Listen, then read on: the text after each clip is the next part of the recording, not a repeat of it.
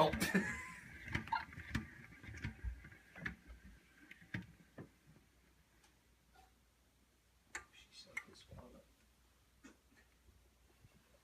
And here's our first broadcaster, Andrew McGann.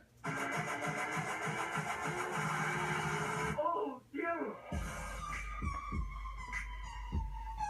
Our second broadcaster for today is Jason Ruffing. Louded, louded, louded, louded, louded, louded, louded. One, 2, 3, 4. And our third broadcaster today is Trenton Brown.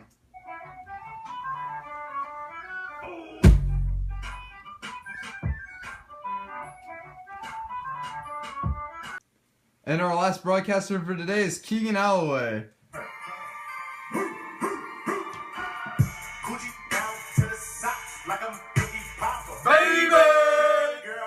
DJ Cart Willie.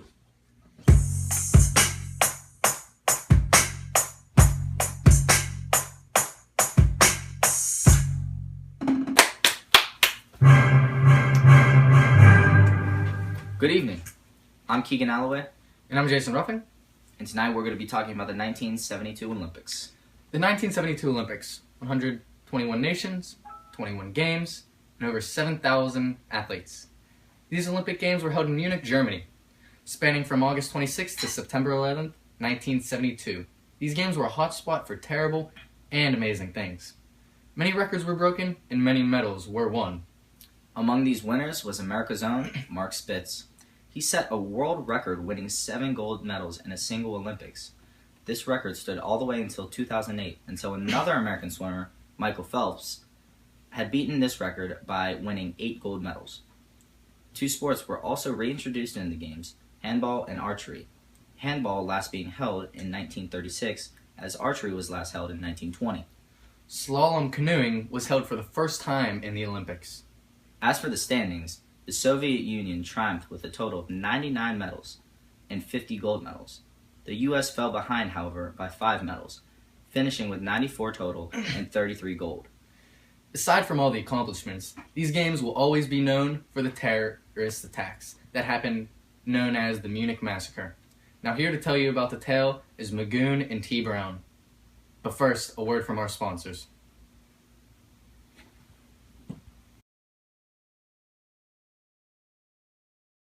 And we're back. I'm Magoon, this is T. Brown, and today we're going to be talking about the Munich Massacre.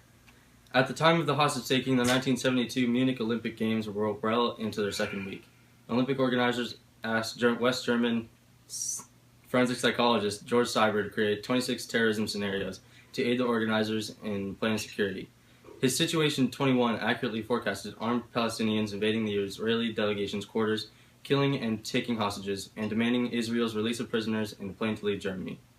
Organizers balked against preparing for Situation 21 and other scenarios, since guarding the games against them would have gone against the goal of carefree games without heavy security.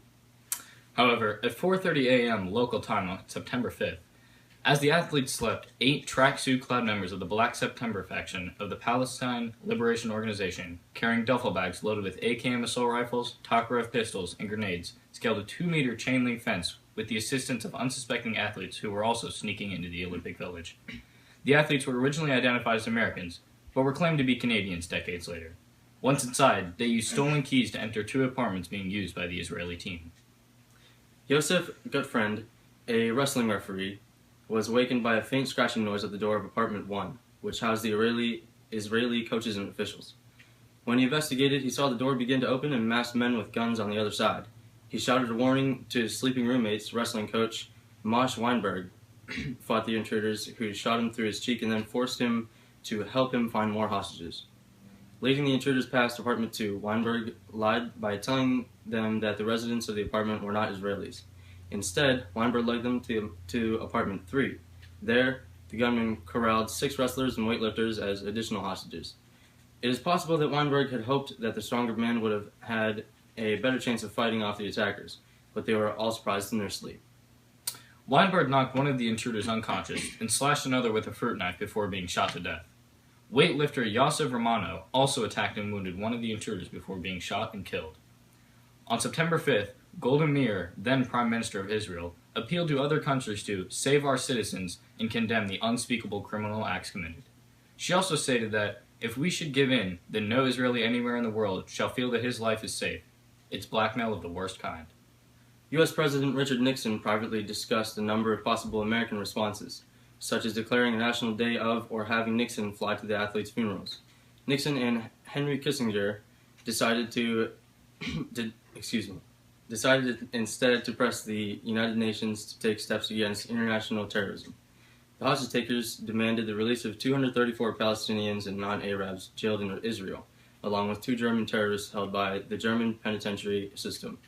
The hostage takers threw the body of Weinberg out the front door of the residence to demonstrate their resolve. Israel's response was immediate and absolute. There would be no negotiation. Israel's official policy at the time was to refuse to negotiate with terrorists under any circumstances, as according to the Israeli government, such negotiations would give an incentive to future attacks. According to journalist John K. Cooley, the hostage situation presented an extremely difficult political situation for the Germans because the hostages were Jewish. Cooley reported that the Germans offered the Palestinians an unlimited amount of money for the release of the athletes, as well as the substitution by high-ranking Germans. However, the kidnappers refused both offers. According to Cooley, the reply was that money means nothing to us, our lives mean nothing to us. At 4:30 p.m., a small squad of German police was dispatched to the Olympic Village. Dressed in Olympic sweatsuits and carrying submachine guns, they were members of the German border police. After Issa, one of the terrorists, threatened to kill 2 of the hostages, the police retreated from the premises. The German police scanned a rescue mission involving sharpshooters placed on the ground in helicopters with German forces in the air. At the last minute, the helicopters were arriving. The German police aboard the plane voted to abandon their mission without consulting the Central Command. This left only the 5 sharpshooters to try to overpower a larger and more heavily armed group. The helicopters landed just after 10:30 p.m. and the 4 pilots and the 6 of the kidnappers emerged. While 4 of the Black September members held the pilots at gunpoint, Issa and Tony walked over to inspect the jet, only to find it empty.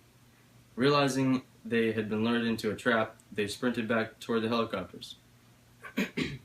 As they ran past the control tower, Sniper 3 took one last opportunity to eliminate Issa, which would have left the group leaderless. However, due to the poor lighting, he struggled to see his target and missed. Meanwhile, the German authorities gave the order for snipers positioned nearby to open fire, which occurred around 11 p.m. There was firefights between the German police and the terrorists. Within this firefight, a helicopter exploded, killing 4 of the hostages inside. 5 other hostages were gunned down, each being shot 4 times. After the battle, the 3 remaining terrorists were captured by the German police. 2 months later, they were released by the German government due to another Black September attack where they hijacked an airplane and threatened to blow it up if they were not released. At the end of this horrific event, 17 deaths were reported. 6 Israeli coaches, 5 Israeli athletes, 5 of the Black September, and 1 West German police were all killed.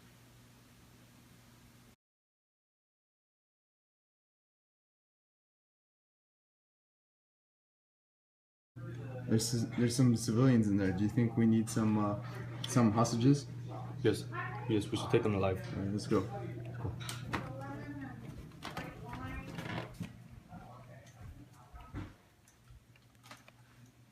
Hey, get up! Get up! I said get up! Enough!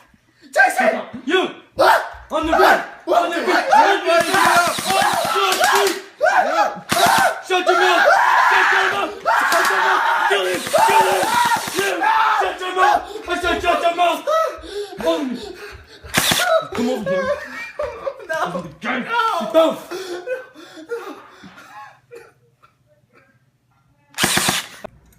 Do you think that we should keep this hostage? I think we should waste them now. No. I think it's good to have a hostage as a backup plan, though. Yeah. Look at me. Look Dude, at me. just let me go. Just let me go. Shut your Let me mouth! walk up.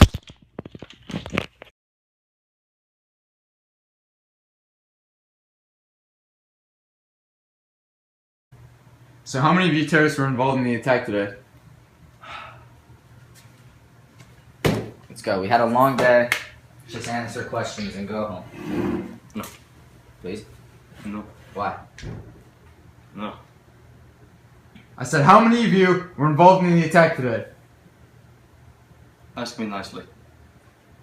Please, how many of you were involved in the attack today? Please. 8. 8. What is your group of 8's name? Black September. He's given up answered, huh? Okay, Black September. What were your motivations for this attack in Munich today? Why would you need to know my motivations? Because we need to know your How it motivations. Why? Why did it happen? Do we need to ask you nicely again? Please, what were your motivations?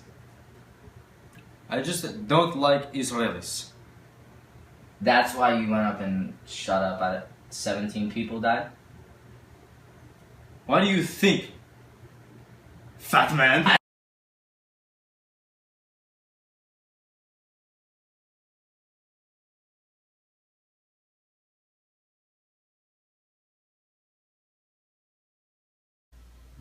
Fight!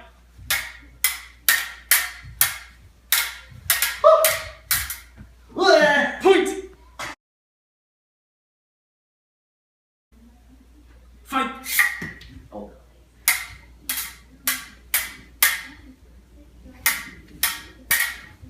Oh, point! Fight!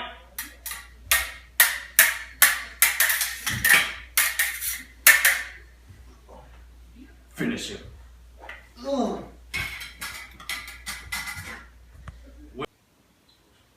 Winner. Here's slalom canoeing.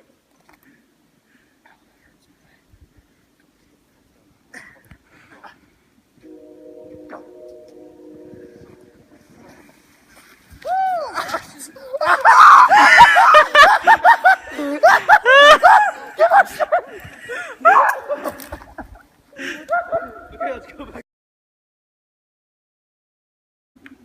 And this is the 100-meter dash in swimming for the 1932 Olympics. Go! In the result of the 100-meter freestyle, Jason Ruffing would have came in first place, but he left the pool before he could finish the race. So thereby, for default, Andrew McGann comes in first place. Congratulations. Dang it. Thank you for watching the Crew Nightly News. I hope we've educated you on the 72 Olympics and the Munich Massacre. It was a tragic event, but one should always remember history. Yes. Now, signing off. Ice season.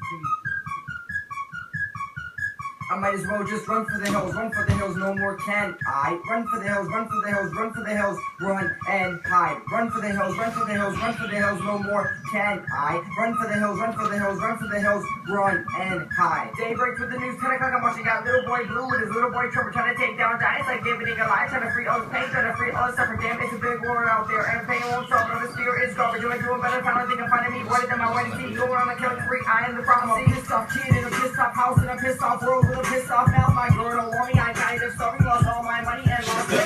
Anything I'm doing, it never changes. This is who I am, my season that is never changing. Hit it from the top, you're trying to like a bunch of raisins. I'm spinning around people, kind of crazy. Guys. Am I really gonna let everyone that hears this story says that in the unfair week, so we come to that. There's a rip my suit! All right. Woo! Crew! Out! We out!